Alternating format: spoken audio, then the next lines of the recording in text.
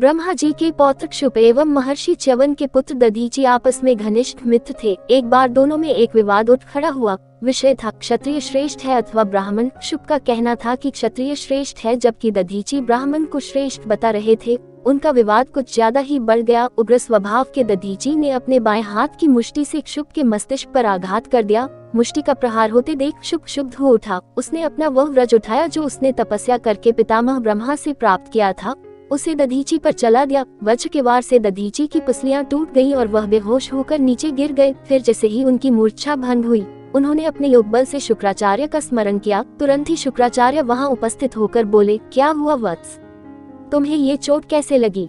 दधीची ने कराहते हुए कहा, आचार्य, पितामह के पौत्र शुभ द्वारा मुझ पर वज्राघात किया गया है। पीड़ा से मेरी बुरी हालत हो रही है, कुछ उपाय कीजिए।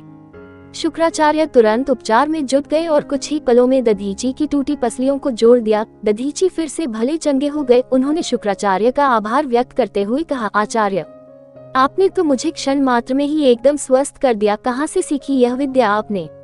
शुक्राचार्य बोले, ये सब देवाधिदेव महादेव की कृपा का फल है। मैंने उन्हीं से यह ज्ञान सीखा था। तुम भी यदि चाहो तो उनसे सब कुछ प्राप्त कर सकते हो। भोले भंडारी बहुत ही दयालु हैं। शुक्राचार्य दधीची को शिव साधना की विधि बताकर लौट गए और दधीची शिव साधना में लीन हो गए। उन्होंने वर्षों कष्ट सहकर शिव की तपस्या की। अंत में उनकी तपस्या से प्रसन्न होकर शिव प्रकट हुए और उनसे वरदान मांगने को कहा।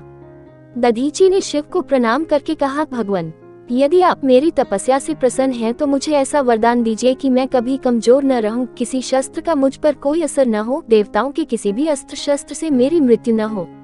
शिव ने तथास्तु कहा और अंतर्धान हो गए। दधीची बदले की आगे में सुलग रहे थे। वे शुभ के पास पहुंचे और जाते ही उसके सिर में अपनी लात का प्रहार किया। शुभ कुछ क्षणों के लिए संज्ञा शून्य होकर गिर गया, लेकिन वह तुरंत ही उठा और अपना वज्र निकालकर दधीची का किंचित मात्र भी असर नहीं हुआ था। वज्र उनके शरीर से यूं टकराया जैसे किसी ठोस फौलादी वस्तु से टकराया हो।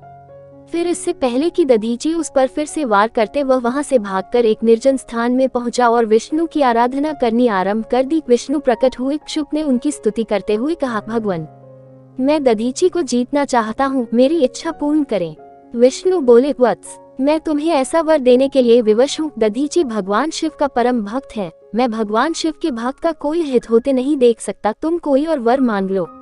विष्णु की बात सुनकर क्षुब्ध सोच में पड़ गया। फिर कुछ क्षण बाद बोला, भगवान, यदि आप ऐसा नहीं कर सकते तो कम से कम दधीची से मेरी संधि ही करा दीजिए। अगर ऐसा नहीं हुआ तो वह अवश्य ही मेरी हत्या कर डालेगा। विष्णु ने क्षुब्ध की बात पर सहमति जताई और वे उसे लेकर दधीची के पास पहुंचे। विष्णु ने ब्राह्मण का वेश धारण किया और क्षुब्ध को एक जगह रुकने को कहकर स्वयं दधीची के पास पहुंचे। दधीची ने ब्राह्मण का स्वागत सत्कार करके कहा, मेरे अहोभाग्य, आइए विप्रवर, मुझन किचन के पास आने का कैसे कष्ट किया। ब्राह्मण वेशधारी विष्णु बोले, मैं आपसे कुछ मांगने आया हूँ मुनिवर। आप शिव के परम भक्त हैं, आशा है निराश नहीं करेंगे। दधीची ने अपनी अंतर्शक्ति से तुरंत विष्णु को पहचान लिया। विष्णु के इस तरह छल करके कुछ मांगने के प्रयोजन को भी वे भांप गए, अतः बोले, मैंने आपको पहचान लिया है देव, किंतु इस तरह वेश बदलकर आने का क्या प्रयोजन है? अगर आप शुभ के जीवन दान को मांगने आए हैं तो मैं असमर्थ हूँ। शुभ मेरे हाथों जरूर मरेगा।